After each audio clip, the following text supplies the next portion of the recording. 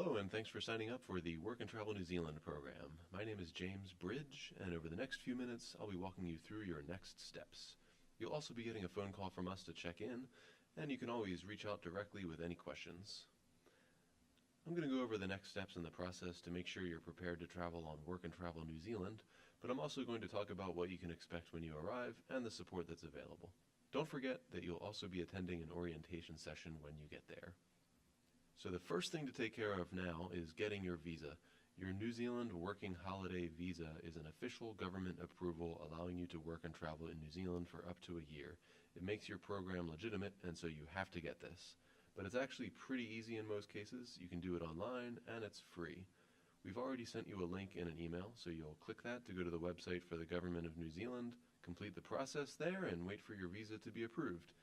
In many cases, this happens within about 2 weeks, but you definitely want to allow much more time than this because we have seen it take longer. Once your visa is granted, you don't have to travel immediately to New Zealand. You can wait for up to a year. Whenever you do travel, once you enter the country, you'll have 1 year from that date before you have to leave. You don't have to stay for a year. That is up to you.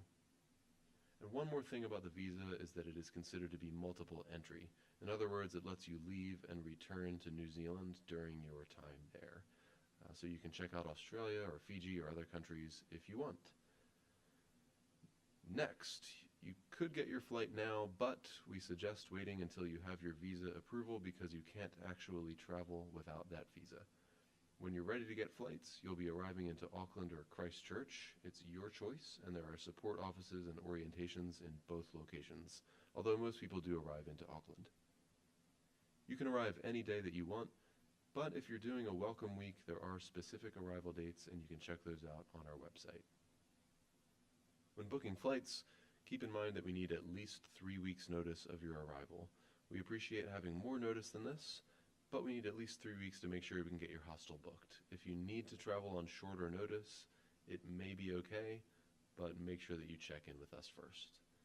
And the last thing about flights is that a lot of people do get a one-way ticket first and then decide later how long they're going to stay. You don't have to have set dates. So then you've got your visa, you've got your flights. All you need to do is send us your flight itinerary, and we'll get your booking finalized. We can't officially book you until we have your flight information because we need to know when you're arriving in order to book your hostel stay. But as soon as we have your flight details, you'll be set, and we'll follow up with information on the jobs site so that you can start looking at what kind of jobs are available and other member information. Between this point and whenever you travel, we are available through phone or email whenever you have questions. And that is your next steps, but you can continue watching for information about your time in New Zealand. Once you arrive, you'll already have a voucher for a shuttle service that gets you from the airport in Auckland or Christchurch to the hostel where you'll be staying for your first few nights. Your breakfast is included. When you're settled in, you can wander over to the support office, which is open Monday to Friday 9 to 5 and sometimes on Saturdays. There you can consult staff about jobs, housing, travel, and anything else that you want. And whether or not you pop into the office in your own time, you will be attending an orientation there with other participants at the support center. Your hostel will tell you all of the upcoming orientation times, but those are usually Monday, Wednesday, and Friday. So who are the support staff members available to you? We work with an organization called IEP, who will be your support while you're in New Zealand. They will provide job search guidance as well as help you with your housing search. They maintain a members jobs database, which you'll have access to before you leave. And lots of people start with a job in Auckland and then move around from there. At your orientation, they will also help you finalize your bank account, provide your SIM card, and give you tax information. So IEP is the main support in New Zealand, but Inter-Exchange is available in the US for questions before you go, and we also have alumni resources you can benefit from when you get back. Plus, we can give you discounts on future programs if you travel again. Just a little bit more about jobs. You probably already know that people on this program usually take on pretty seasonal, casual positions that don't require a lot of experience. However, if you have specific jobs or a career field you're interested in pursuing, you can do this. Just keep in mind that it can be a little bit more difficult to find very specific or high-level positions when you're only able to stay in the country for a year. That being said, if you're hoping to learn more about your field, You might think about getting some seasonal work, but then networking in your field, learning how it works in New Zealand, doing site visits, informational interviews, or even volunteering, all of which are great international experiences to mention the next time you have an interview back in the US. It's also good to have someone look at your resume at the support center to make sure you've covered all the things that New Zealand employers like to see. So available to you at the support center are the jobs desk, the travel desk, luggage storage, mail forwarding if you need an address for someone to send something to and you don't have your own address yet, your SIM card, tax information, and of course access to meetups that the team can tell you about. On this program, you choose where to go and work. You can go anywhere in New Zealand. Most people move around a bit after they try out Auckland or Christchurch.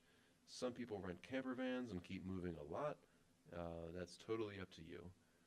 You choose where to live. Your first few nights in the country will be at a pre-arranged hostel near IEP's office, but after that, you'll be responsible for arranging your own accommodations. Most people want to get a shared apartment. They are often rented week to week or month to month, so you're not locked into long-term leases. There are plenty of free websites to search for places and roommates, but IEP can help you if you are struggling. And you choose what to do. So here's a few examples of jobs that people get on their working holiday programs. Again, if you're looking for a specific type of work, talk to IEP once you arrive about the best way to go about that. Don't forget, though, that it's important to stay open to the more seasonal jobs as a backup plan. Another great option is the Welcome Week. It's nice to have a few days to settle in and built-in activities for meeting new people as soon as you arrive. It's offered starting in Auckland. You'll get 7 nights stay at a hostel, and you'll get to go on a city walking tour, learn about Maori culture, take a road trip to the Bay of Islands, Cape Ranga, a 90-mile beach, go on an overnight cruise. A lot of activities packed in, great way to meet new people, and you'll finish off with a beach barbecue with your new friends. So tell us if you want to participate in that. There are specific start dates for that, so go ahead and check them out on our website, or let us know if you have questions. So, go apply for your visa, get it out of the way. It only takes 20 minutes or so, and then you can go get your flights once it's approved. Send us your itinerary, get all of your pre-departure resources, and you'll also want to purchase travel medical insurance for your trip. We can send you a link with some options to consider. There are many, so we have that information. Just let us know if you have any doubts, but you do want to have medical insurance, travel medical, for your program. Here's a couple of FAQs in case you want to pause your video, but we are available for support when you need it. And there you have it. That is the Work and Travel New Zealand program. You can always give us a call at 1-800-597-3675 or shoot us an email at workabroad@interexchange.org, and we're happy to be working with you.